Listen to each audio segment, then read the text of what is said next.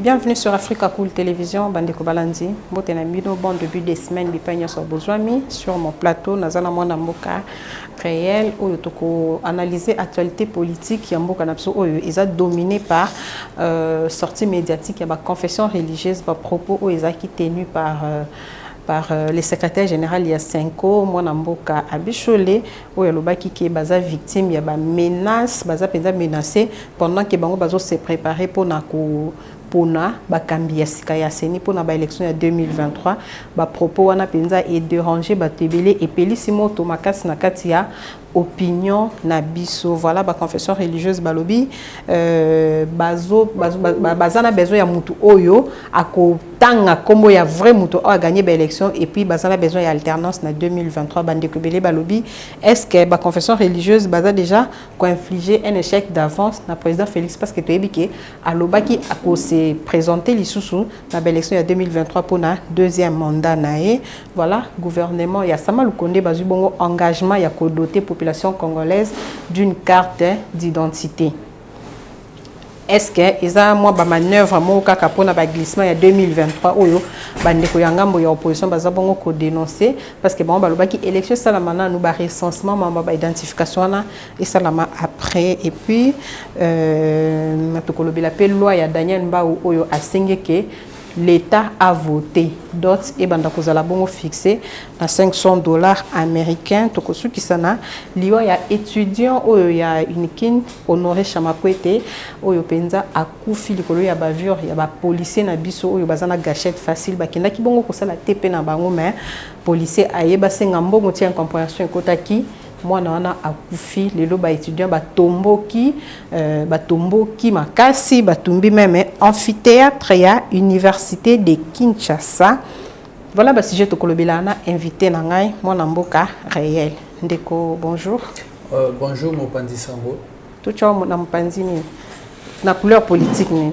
Bon, awa tout analyser parce que Congolais que nous sommes, chacun a droit à apporter expertise en fait par rapport à la liberté d'expression ils a garanti. Awa tout ça sans couleur politique, tu es loba oyo et oyo singeli ezala par rapport à ma sur oyo tout ko énumérer comme sujet. Voilà, mais c'est bataille ba mono elongi pena ya Moïse Katumbi. Na système ka ba demi Dakar. Bon, ils ont constaté un mot. Na chapeau, na zolo en tout cas. Ils ont constaté un mot. C'est pas un problème de constater un mot. Tous les habitants ne sont pas congolais. Voilà, mon amboka réel. Avant tout, bandana makamio so izoleka, uza congolais, uza mon amboka. Na makamio so ou izoleka en général na politique. Na que pensez-vous na climat politique actuel à la République démocratique du Congo? Oui, marambu attention est vraiment de part et d'autre, surtout que tous autres qui sont déjà mouké na préparation à l'élection 2023. Donc chaque camp na quoi na yé azo se préparer déjà pour affronter 2023 parce que en réalité, en 2018, les politiciens de part et d'autre, les lignes souscrites à la Nenge Salemeraki. Donc, maintenant, mon oiseau a fité les armes. Les armes étaient à fait, mais les armes politiques, idéologiques, pour bien positionner pour affronter 2023. Voilà, on le dit, Moutounios a fité les armes pour 2023.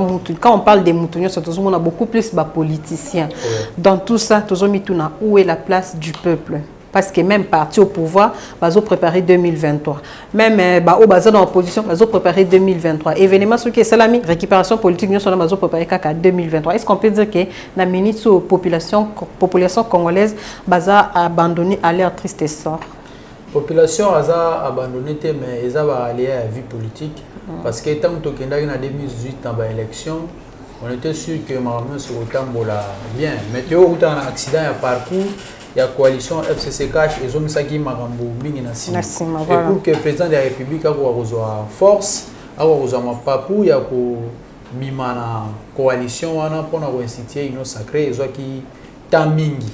Il y a un retard et quoi il y a la population parce que le président na vision na ye abana ko avancer té alina sala boy blocage d'où solution ya union sacrée et yaki pona ko corriger un peu ba erreur wana ya accident ya coalition. Est-ce qu'il est corrigé?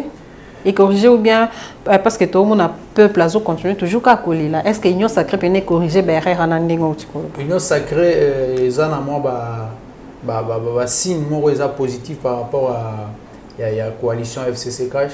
C'est total bien parce que d'abord pour la stabilité à l'institution, collaboration entre le gouvernement et le parlement, ils sont vraiment effectif par rapport à n'engezaraki na coalition FCC Cash. Au moins le gouvernement est sali boye, parlement est le boye. Donc bazaraki vraiment na kokoso mingi. Lelo auto oui pour le baquer, ba avancer ezali d'abord en termes de stabilité dans l'institution.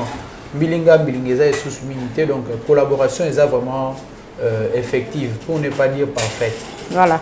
Merci beaucoup Ndeko Réel. Toko tanalikambo oyo ezo et ningisi penza mokili makasi likambo etali choix ya ba candidat oyo bako animé CENI na 2023 pona yo candidat ni na liste automoni déjà ebimi na quelques personnes wana o déjà toyebi bakombo mibale penzande ezo sala succès makasi entre autres mais c'est Denis Kadima et puis Ronsard Malonda tout ça tardé na bango mibale wana selon yo en tant qu'analyste politique sans couleur politique candidat nini ako sepelisa mitema ya bakongolais ndenge batata episcopo balobaki ke bazana besoin ya candidat moko un candidat courageux oyo akotanga penza kombo ya muto a gagné qui effectivement l'élection. Bon, moni CENI est une institution d'appui à la démocratie où ils sont vraiment indépendante. Donc il faut une obédience à pouvoir politique. Donc CENI il fallait qu'il y ait un jeu en toute liberté. Donc ceux qui confesseurs religieuse bazo dénoncer déjà que bazo subir la pression par rapport à la dénonciation, c'est vraiment condamnable. Et parce que tous on a ça, tout vivre l'élection libre et transparente. Et donc, et le tout doit commencer dans pareil oyo eza censé organiser yango, c'est-à-dire CENI. Alors, pour na goya na esika ya Ronsard Malonda na Denis Kadima. Je crois que Denis Kadima ngai mbaliboso na yoki kombo na mais Ronsard Malonda déjà sans toutefois aux la partie pris Aza déjà une expérience. Je dis ça parce qu'il était la personne qui avait défendu en fait les résultats en 2018 devant la Cour constitutionnelle face à Barry Cour, il y a un candidat. Donc il y a un pour représenter CENI. Il y a un pour représenter CENI, c'est lui l'expert à défendre qui va résultat et puis Cour constitutionnelle qui valider mandat à président de la République Félix Antoine Tshisekedi. Dès comme Taïkotanga Ezaya Denis Kadima Ronsard Malonda parce que awa toza appelé à Otoyebi et puis Otoyebité to koloba moté sinon de kozala mensonge to tomber dans piège moko ya bien té. Donc nous savons que Ronsard Malonda a été la personne qui avait défendu en fait à la Cour constitutionnelle devant des recours multiples à candidats malheureux à présidentielle et puis na niveau souci à députation. Donc si aujourd'hui président Fachi Aza président les até pour Ronsard à sa défendre qui monsieur parce que peuple est voté qui mais le col accord so yaki Ronsard nda se présenter qui a qui défendre les résultats on a à Cour constitutionnelle. On a défendre devant Cour constitutionnelle et puis Cour constitutionnelle et ko valider président de la République. Donc aujourd'hui ceux qui bato bazo critiquer Ronsard bazo désavouer Ronsard. Je voulais dire que ça, en fait, qu'on s'attaquait ou sinon qu'on mette en cause l'électorat et chef de l'État en 2018. Parce que Ronsard a défendu ce qui était en faveur il y a président de la République en place. Aujourd'hui, on nous parle de Denis Kadima. La question ici est par rapport à l'expérience, est par rapport à la capacité à tenir centrale électorale. Donc ce qui balobi que Denis Kadima a présenté à tout ko sala que CENI et bien c'est la biso résultat malamu tant bien mais c'est que nous savons par rapport à l'expérience nous savons que Ronsard déjà azana moi pas par rapport et puis CENI oyo ememaki oyo eyaki ko défendre devant cour constitutionnelle ezaki CENI oyo ezaki présidé par Corneille Nangaa. Donc Ronsard est arrivé comme un technicien ata ici bango ba méandre ya technique oyo ezalaki na kati ya makambo oyo poto kenaki na machine à voter. Donc azo présenter les gens moi tout monde dit à son expérience par rapport à mutu oyo azalaki te. Donc s'il faut que ça la choix, je ne voudrais pas influencer les gens et puis je ne pouvais pas aussi influencer parce que baza déjà ba tout monde baza averti représenter la confession religieuse. Mais dis-moi, Ronsard Malonda présente des atouts et c'est comme ça que son nom refait surface. On parle toujours de Ronsard Malonda. Lui qui était autrefois, on va désavouer, mais la confession religieuse va se réunir, batali maintenant le candidat qu'il nous faut. Parce que tout ça, les gens n'ont pas fouillé tout ça. Voilà, bien que l'obinde bolanda en direct Afrique à cool télévision, n'engé ba confession religieuse ba copé sa combo, il y a ba candidat na bango. Tout ce qu'elle a toujours sur ba combo mi balé Ronsard Malonda na Denis Kadima. Est-ce que vous avez que du côté, bien que yo na senti vous dans moi penchant côté à Ronsard Malonda, n'a habité parce qu'Aza jeune, Aza au Congo central, je ne sais pas, au lobby c'est Aza un atout parce que Aza na moins expérience. Mais côté il y a Denis Kadima. Est-ce que vous avez que ils ont déjà perdu en avance? Déjà origine naie ils ont créé moi problème.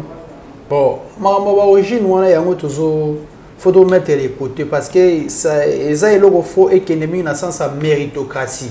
Oh ils ont mérité il y a il faut bâtir na esika yango. Tant on vit de Nikadima. Bah débat ya ba tribalisme je me réserve franchement parce que et ça là on a pas si biso za pays moko to za nationalité moko congolaise. Donc quand on cite des histoires non de Nikadima tout ça Muluba moi personnellement ça me fait mal. Aujourd'hui nganaza originaire ya Congo central. Les gens pouvaient dire que non nous allons soutenir Ronsard Malonda parce que non moi je soutiens Ronsard en termes d'expérience oye azanango na machine. Et puis les gens ne devaient pas que ça a un grand problème parce que c'est ni à Pibiagaba résultat aux provisoire. C'est la Cour constitutionnelle qui a confirmé les résultats. Sur base de résultats. Sur base de résultats, il y a CENI en tant qu'organe OYO et PECI résultats. Donc, je me réserve quoi que ce soit au nom de Denis Kadima parce que de quoi il est capable. Mais si c'est que nous avons vécu, nous savons que Ronsard a une expérience et a défendu bec et ongle le travail Oyo et Memaki, président de la République, au niveau de la magistrature suprême. Moi, chantage est dans la carte. Non, chantage est zaté. C'est la vérité. Quand Ronsard était devant la Cour constitutionnelle, il était en train de défendre un travail qui était au profit de l'actuel président de la République. Ça, c'est une vérité qu'on ne peut pas contester. Donc, c'est ça. Voilà. Toujours dans le Camboya, CENI, la confession religieuse, Balobi, nous travaillons pour qu'il y ait alternance en 2023. Est-ce que la confession religieuse a infligé un échec na président, un échec d'avance na Félix Antoine Tshisekedi Tshilombo? Je ne crois pas. La confession religieuse, mais ce que tant que vous avez remarqué la pression politicienne de part et d'autre, vous avez modifier substance et résultat pour produire dans la population. Les gens ont marché contre Ronsard, tous ont dit qu'il faudrait revoir. Mais quand on repart dans la case de départ, nous avons présenté des critères selon Ndenge Sengeli et Ronsard. Donc les confessions religieuses vont subir des pressions et en fait c'est bima. On a la pression on a base à la libre parce que le résultat où il y a CENI et ça n'a pas conséquences et belé pour venir na bisoba. Est-ce qu'on peut dire que la confession religieuse a infligé un échec en avance dans le président de la République, même plus loin pour la confession religieuse va se positionner dans la opposition? Je crois qu'on ne peut pas parler de l'échec dans le moment parce que non, le peuple est lobby et l'autorité. Mais ce qui est déplorable, la confession religieuse, parce que déjà la pression politicienne de part et d'autre. mais batanga kombo mutu te tangi kombo ya mutu te ba pression na tozo ba te zo na sens ni est-ce que ça qui stratégie te parce que côté église catholique pe bazo accuser bango ki ba kota na politique makasi oui et bino boye ko ça la déclaration tant déjà bolo ba ke tozo cible ba menace belé connaissant psychologie ya ba congolais peut-être des mo stratégie na ba mo boye pour na ko préparer ba tout déjà église catholique ba kota politique te mais bazana mission moro bazana ngona mission non en fait tant que tozana mambo ya seni ko aider ba politiciens ba sala musana ba ngo malamu ozomona en tant que ba prêtre maîtrise yango moni ba ezaka église catholique te ba confesseur religieux bazawana ebelo basali ya nzambe c'est-à-dire que ba pesi ba ngo lokola charge ba ko kata likambo oyo mukumba oyo ezana ba répercussions sur la vie ya population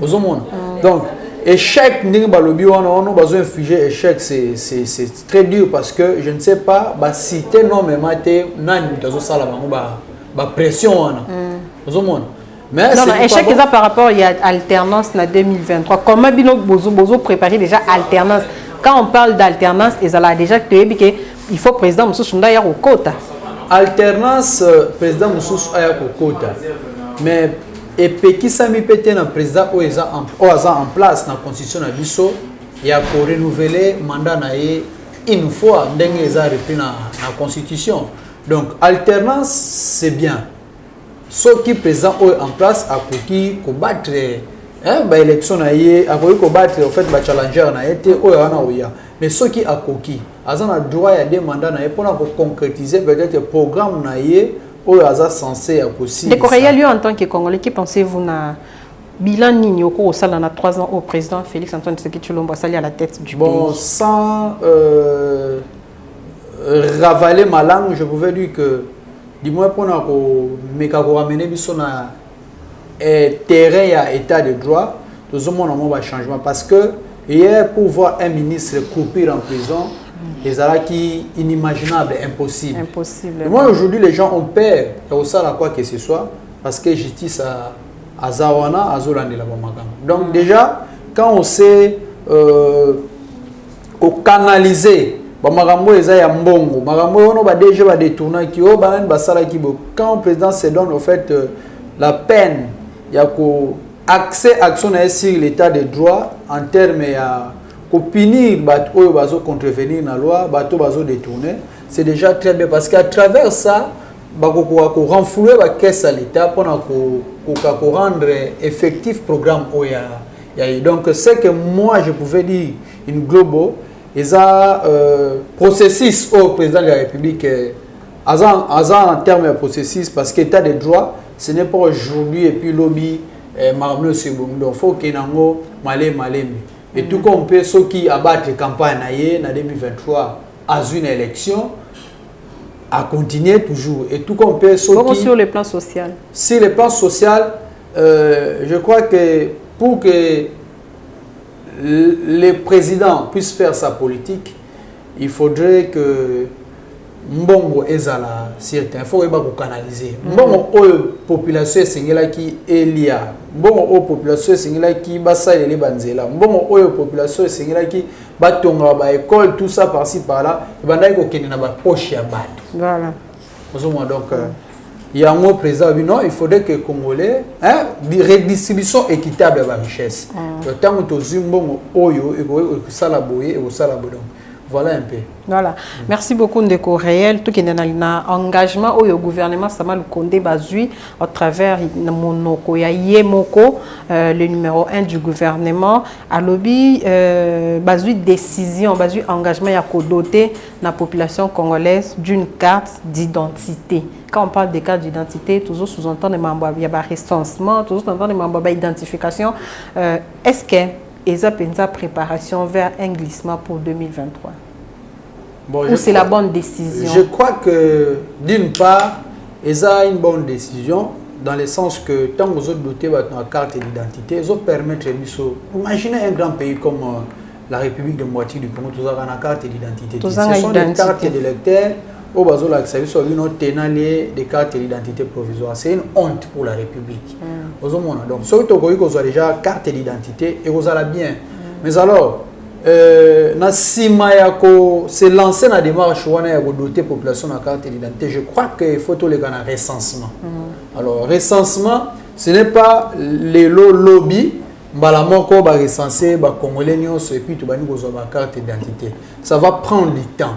Alors gouvernement est se lancer. Je dis est-ce que va tenir compte na temps oyo yango ekozwa po ekoka ko dépasser ba borne constitutionnelle T. Il y a 2023. Il y a 2023. C'est la question que je me pose. Mais ce qui que bazuta et que ba koyi ko sala musala wana à ne pas dépasser ba borne wana constitutionnelle, je crois que eza projet moi mala. Mais ce qui est à l'encontre de la constitution, tant que congolais, je dis eza démarche mo ya mabe. So bazana idée wana eza démarche mabe parce que et ko créer ba frustration. Peut-être bango pe bani batika ba empreinte na bango. Frustration une chose ici. Tika empreinte dans les délais constitutionnels. Côté empreinte té na ba glissement. Ozomona forcing to limité. Mboka oyo batu babundi ba marché ba sali ba makambu pona au fait qu'on soit état de droit autosolobel. État de droit c'est respecter la constitution. Au état de droit c'est respecter la constitution. Ils ont une arithmétique constitutionnelle. Constituant a établi ça déjà Ezali. Il y a un temps pour convoquer les scrutins. Le président convoque les scrutins 90 jours avant l'expiration de son mandat. Donc il faut avoir soin et à la disposition pour permettre sinon on va soupçonner bango et puis muto azoki pouvoir démocratiquement et à la fin on va bien un dictateur quota démocrate bima démocrate. Voilà. Donc c'est une bonne initiative dans la mesure où ça va respecter les bornes constitutionnelles. Voilà, merci beaucoup Ndeko Réel. Tokene na ngambo ya Unikin Université de Kinshasa ipai wapi na tongo ya lelo ba activité nyonso zaki paralysée par rapport à assassinat ya l'un de leurs mwana mboka Honoré Chamakwete pe à son âme oyo akufi likolo ya bavure policière babandaki kosala tournage ya TP na bango policier ayo bopesa mukanda ezate bapesi 3000 francs après quelques minutes azongi une équipe na nyonso ça c'était la version officielle azongi une équipe na nyonso après comme moi échange de paroles tinandenge ndeko wana aye kokufa Ndeko Réel nayebi ke yo pe oleka na nzela wana est-ce que ba étudiant makambo basali revendicateur boité nous condamnons la mort de notre frère est-ce que ba revendication o basali lelo tibake kotumba amphithéâtre basali mo ba casse et belé est-ce que est vraiment normal selon eux? Bon, d'entrée les jeunes ont-ils raison ou non? Bon, acte est se posé par rapport à la réaction à Bango. Je vois plus l'acte. D'ailleurs, vu à Moutou, ils ont au coquille au comparant on a donc amphithéâtre oui c'est vrai que va détruire Bango, c'est pas bien, ça nous décourage ou décourager Bango prochainement il faut voir au ça là-bas manifestation parce qu'ils ont déjà un acquis, ils ont un cadre à l'université. Donc il y a plusieurs façons il y a revendiquer au fait il y a se faire entendre voilà il y a exprimer indignation par rapport à acte acte wana leki c'est vrai que bakoki ko gérer en moitié wana eza le rôle la bakoki lekeli bango eza le rôle indigestion ndeko na bango bazalaki na ye akendaki komela masanga te akendaki kobunda kuluna te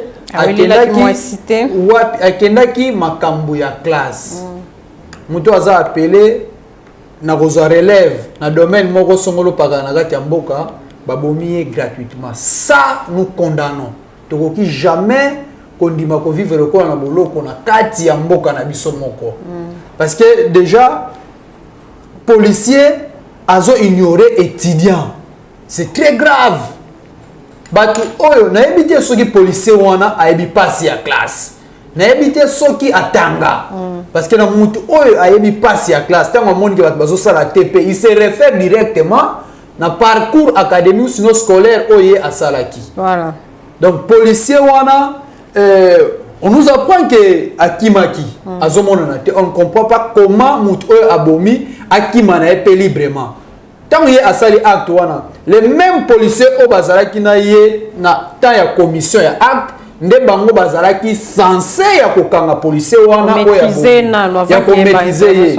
Alors le fait pour la policier wana ya kotika muninga na bango akima moi je crois que baza ba complice ya liwa ya ndeko na biso Honoré Samakwete zomona lelo oyo bato babundi pona état de droit.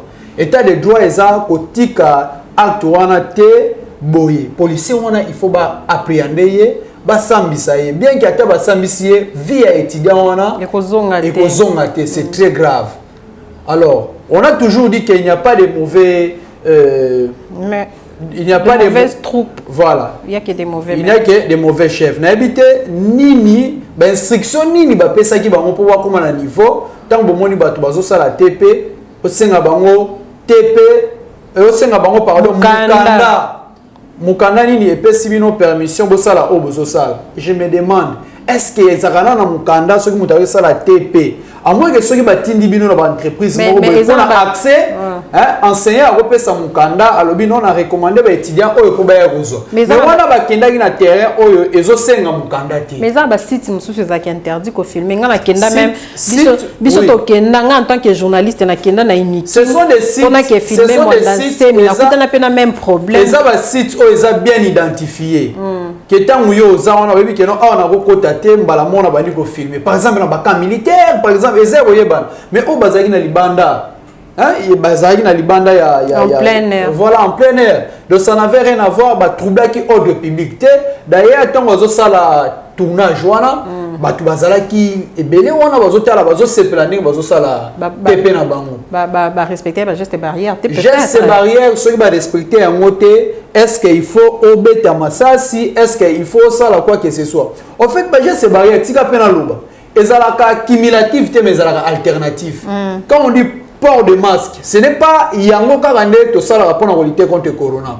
Il y a aussi la distanciation to vandi bo to na distance. Voilà. Donc tout ça ça na masque mais à la distance. Ba ko conditionner contamination à corona kakate pour lutter na masque. Même distanciation mutu a lutter contre contamination ya. Tout le monde a même na ba photo officielle facha okende bo so ba siliso ka ba longo ba so ba cache voilà kangi ba photo. Voilà. Donc batika ozo cache comme mesure oyo eza suprême non cache-nez est une des mesures pour lutter contre le Covid mais la distanciation aussi il faut qu'on en compte pourquoi on nous dit non il faut tousser ici est-ce que maintenant sociaux tout ça au moins on soupe à l'écran à tousser dans le boko est-ce que bakanga bango non je ne crois pas donc cache-nez nous ne sommes pas contre les gestes barrières mais ce n'est pas cumulatif mais ça alternative bah gestes barrières voilà donc les policiers en question étudiant que je suis et ça il passe parce qu'il a raisonné quand je vis la photo il y a étudiant ça m'a paix à son âme et ça n'a pas si mingi a raisonné ba calvaire à l'université je n'ai pas aimé voilà, et ça il faut vraiment justice et ça la moussa nango rapidement et puis ba policier oh ba kimisi uninga na bango na commandant oui na commandant tout ça na été ordre wana bazola ki yango wapi en tout cas il faut bazala interpeller pour sinon les lots déjà au monde ba étudiant ba sali voilà donc bazana poste la justice c'est la rendu et puis justice c'est la rendu ka te mais ba policier ba tika kocha population mal à l'aise tous dans un pays étranger et même si dans un pays étranger et les kela ba bongo te donc ba policier ba yeba que musala bango ya liboso eza ko sécuriser population na ba biloko na bango mais quand on tire tala na distance eza ba biso sécuriser muta biloko na ye yo ko bomaye distance wana eza ya siècle mobimba voilà ndeko réel nazozongela réalisation ba tshela biso na no vidéo oyo plutôt zonga juste après.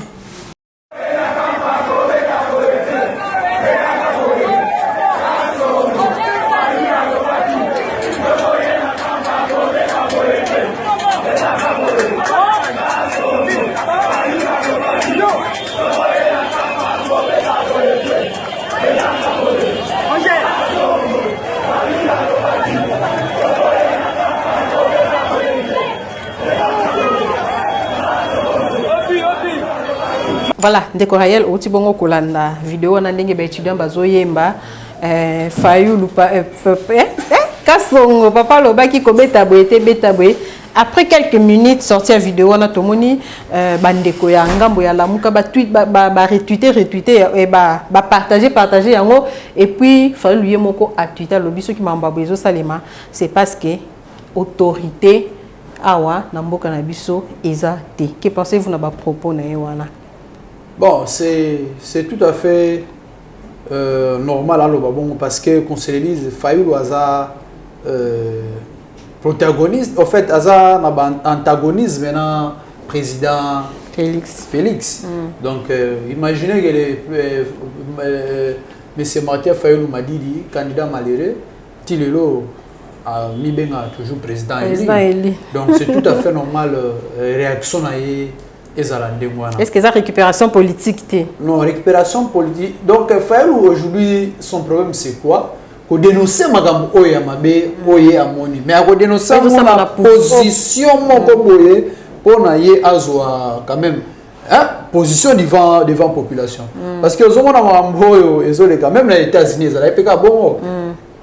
Trump a monnaie George Floyd, on a battu na policier. Aux hommes on a battu belé déjà et puis compromettant qui électorat il y a Donald Trump. Abino Trump est raciste et tout ça, va démocrate va monter. En fait c'est la même chose. Dans le temps que le président Azana en place, on est Magamo et Salami. Opposants, pouvoir, ils venaient toujours avec des discours comme ça, c'est tout à fait normal. Mais quand tu as la chanson, on a étudié à scandé. On a Fayoulou, Fayoulou, tout ça, tout ça. Fayoulou, le qui beta beta boy. Ils ont la démocratie. Ils ont du fait qu'il y a na Wakanda ou bazana ngwana. Mais c'est que je dirais. Est-ce qu'ils ont l'accepté que les étudiants, les mêmes étudiants qui la bête Félix Maboko. Qui a inauguré les voilà, donc c'est ça la démocratie, on peut se réveiller un jour, et ça la frustration. Nous devons avoir cette culture, il y a accepter il y a démocratie. Voilà, merci beaucoup. Selon il y a démocratie, mais il y a dénoncer, il y a même récupération politique.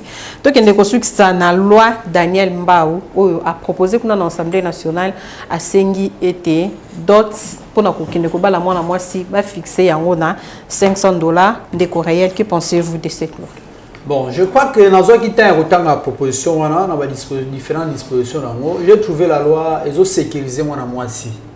C'est très bien parce que la femme étant un être faible, mérite la sécurité. Tout ça. Donc la femme, ce n'est pas maman nabiso, doit mériter respect. Mais ce que je n'ai pas aimé dans cette loi, quand on quitte le symbolisme, sans ce symbolisme, d'autres, peut-être qu'il y a un prix. Là, c'est là où na sepela qui na monté tout même maman ça c'est chosifier la femme nyoso eza dérangé mon caractère symbolique à d'autres faut être déméré. On ne peut pas dire qu'il faut payer ça 500, faut payer ça 1000, faut payer ça $100, faut payer ça boy. Là je suis très contre parce que valeur la femme eza appréciable et aussi non quantifiable par rapport à montant au yo ko pesa parce que tant on bali moi si la finalité c'est la maison tant on y a ndako on a vraiment qui moi si naie alors aussi moi si au azana mboka $200 moi si au azana ville $500 différence. On se demande maintenant qui est congolais et puis qui n'est pas congolais pour subir injustice alors que la loi nous dit que nous sommes tous égaux devant la loi. Voilà. Donc on ne peut pas voir la différence. Voilà pourquoi Tolobi est en termes où ils ont relevé la coutume. Donc, honorable est dans la démarche bien, mais il faut retoucher Babilo Kouana. Sinon, tu peux qualifier l'eau de populisme. Il ne faut pas qu'on réduise Bassi, il ne faut pas qu'on mette ça Bassi Pemingi, il ne faut pas qu'on chape Bassi. Donc, dimension, il y a d'autres, ils ont la dimension coutumière. Donc, Moutuna, coutume, bazan, il y a un mobile. Pas sous va payer ça. Mais, Bantaba, tout ça. On a en fait les biens d'à côté, mais quand on monte, tika mutuna mutu akoga ko apprécier femme naie par rapport à besoin naie. Voilà. Parce que même on dit $500, c'est pas tout le monde qui aura ces $500. Donc honorable d'un côté, je n'ai pas aimé du fait qu'il y a coupé sa primo fixe. Abi 500, mboka 200, c'est très grave. Voilà. On ne peut pas soutenir Babilo Kabongo parce que le Oyo est commis 500 ngai papa na ngatangisi ngai po afutaki minerval cher boyena 500 wana tout ça omoni et mettre mamobele en cause alors que akoye ne peut que c'était n'a pas sa prix atiki pouvoir na coutume et déterminer et d'aider ezama mususu eza important loi wana ya $500 quand on n'a pas l'argent c'est pas opportun pour le moment quand on n'a pas d'argent est-ce que quand tu n'as pas du travail okende ko bala mwasi ndengeni c'est vrai que vous avez $500 lelo ok au saliba makam mais l'hôpital ngo wana na mwasi abela mwasi boye ba posa boye to kosuka wapi nazo pesa conseil na ba jeune voilà batika okota na ba sentiment wana biso tozana posa ba misala na mboka oyo ils doivent penser comment ba jeune ba koza misala poto ko bakobala basi na biso selo ba kozina biso so na bala mwasi na ngana $300 na balé na $300 selon bozui na ngai na bozui na ngai et puis en accord na famille na ye so na balé na $25,000 selon bozui na ngai na travail on ngana zana voilà merci beaucoup Ndeko Réel awande to succès masolo ya mokolo ya lelo entretien na so mokolo ya lelo merci vraiment ndenge ndima ki ko répondre à l'invitation na biso moi mot de la fin oko pesa pe numéro contact hein c'est ceux qui les ont dérangé te bande ko so ba ko tano en contact merci beaucoup maman Mopandisango originaire ya Congo Central Réel Utete sur Facebook Réel Utete soldat na kuma bon nous sommes des soldats parce que to défendaka ba valeur to défendaka peuple à notre manière voilà. Parce que les sénateurs font dans le parlement pour défendre les populations milieu où je me retrouve j'essaie de communiquer avec la population contact dans les 089 56 19 443 089 56 19 443 je n'ai qu'un seul numéro Moutunion soit dans la poste ma solo tout ça on peut parler tout ça et puis voilà tout est bien qui finit bien, chers abonnés d'Africa Cool Télévision. Bouti bongo kolanda oyazaki entretien na somo kolo ya lelo na plateau nanga na yamba ki Ndeko Réel Utete oyaza na couleur politique à mon côté mais en tant que Congolais bolingo mboka toujours na motema al sepelaki a placé un mot par rapport ya nyonso oyezoleka awa na mboka na biso. Je fais un clin d'œil spécial à ma fille chérie Hermine Ngalula Yangalou de nous depuis le Lubumbashi qui souffle sur une bougie de plus et un anniversaire à toi ya Niomi, nous t'aimons beaucoup nous t'aimons beaucoup toi même tu sais non nous t'aimons beaucoup voilà maman Milinzemba maman musique na Katia Londres ami de la maman de Troy na Pretoria moi magistrat Jupsimi Lolo na Katia Lubumbashi Motemaya papa Patrick Maekika Dede ya lycée Maekika voilà botika la connecter na ba programme na biso tokutani bongo mikolo mizali koya na ba programme na masolo ya sika n'oubliez pas de vous abonner massivement bye bye. Africa Cool, et abena cool, Africa Cool, abena cool, le quoi cool matopi, cool. Chaîne Nabiso Africa Cool. En tout cas, les chaînes y a bien, et puis vous êtes très rapide, ils êtes très rapide, et les chaînes moko, bako ça a bien confiance. En tout cas, nazo senga na bato oyo nanu ba souscrire te bazwa. Donc, eza vraiment neti oyo balobaka ke buka lelo, lamba lelo, lia lelo. Donc, eza kitoko na sepeli na bino, na sengi na bato nyonso bo souscrire ebele boko zala dessus te. Vous voulez le Congo pour que le Congo devienne cool, pour suivre les cool analyses, alors revenez et abonnez-vous massivement. Bobozana Moana. Massivement. Africa Cool. Africa Cool, c'est la destination de prédilection pour une communication optimale. Longo Dianabino Mama. Merci beaucoup. Équipe Mobimba et Africa Cool. Bah, félicitations. Et au monde de la chaîne, impartial. Et le rôle de Babino, vous méritez le soutien de la population ainsi que des institutions compétentes.